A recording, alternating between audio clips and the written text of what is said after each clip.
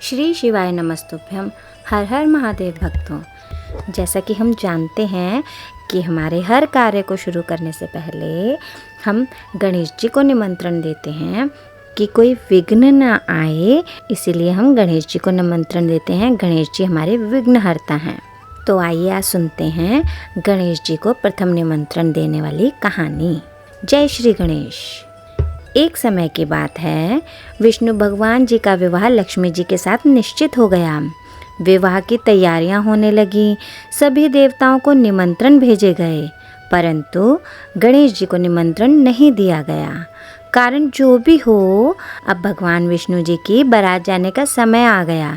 सभी देवता अपनी पत्नियों के साथ विवाह समारोह में आए। उन सब ने देखा कि गणेश जी कहीं दिखा नहीं दे रहे। तब वे आपस में चर्चा करने लगे कि क्या गणेश जी को निमंत्रण नहीं दिया गया है या स्वयं गणेश जी ही नहीं आए हैं। सभी को इस बात पर आश्चर्य होने लगा। तभी सबने विचार किया कि विष्णु भगवान से ही इसका कारण पूछना चाहिए।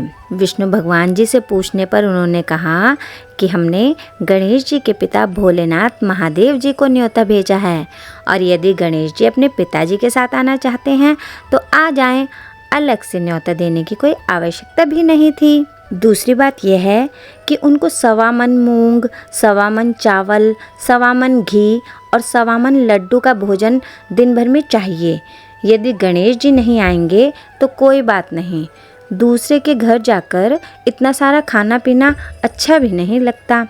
इतनी वार्ता कर ही रहे थे कि किसी ने एक सुझाव दिया कि यदि गणेश जी आ भी जाएं तो उनको द्वारपाल बनाकर बिठा देंगे।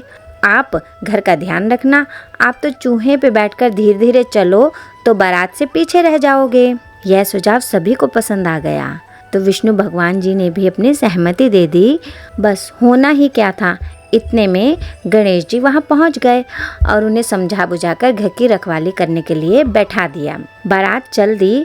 तब नारद जी ने देखा कि गणेश जी तो दरवाजे पर ही बैठे हुए हैं, तो वे गणेश जी के पास गए और रुकने का कारण पूछने लगे। गणेश जी कहने लगे कि विष्णु भगवान ने मेरा बहुत अपमान किया है। नारद जी ने कहा, आप अपनी मूषक सेना को आगे भेज दो तो वह रास्ता खोद देंगे, जिससे उनके वाहन धरती में धंस जाएंगे। तब आपको सम्मान पूर्वक बुलाना ही पड़ेगा। अब तो गणेश जी ने अपनी मूषक सेना जल्दी से आगे भेज दी और सेना ने जमीन खोखली कर दी। जब बारात वहां से निकली तो रथ के पहिए धरती में धंसते चले गए। उन्होंने सबने लाख कोशिशें की, परंतु पहिए नहीं निकले। सभी ने अपने अपने उपाय किए, परंतु पहिए तो नहीं निकले, बल्कि जगह जगह से टूट गए। किसी को समझ भी नहीं आ रहा था कि अब क्या किया जाए। तब नारद जी ने कहा, आप लोगों ने गणेश जी का अपमान करके अच्छा नहीं किया। यदि उन्हें मना कर लाया जाए तो आपके कार्य सिद्ध हो सकते हैं और यह संकट भी टल सकता है।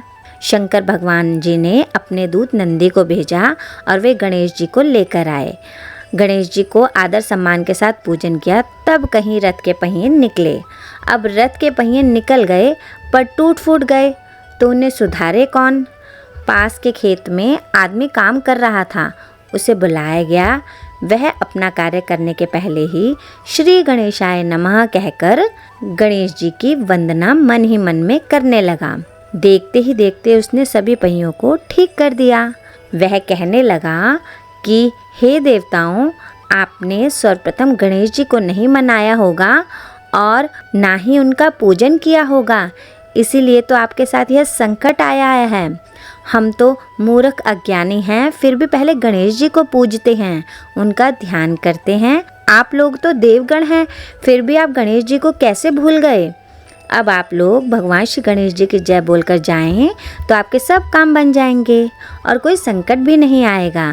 ऐसा कहते हुए बारात वहाँ से चल दी और विष्णु भगवान जी का लक्ष्मी जी के साथ विवाह संपन्न करा के सभी सकुशल घर लौट आए।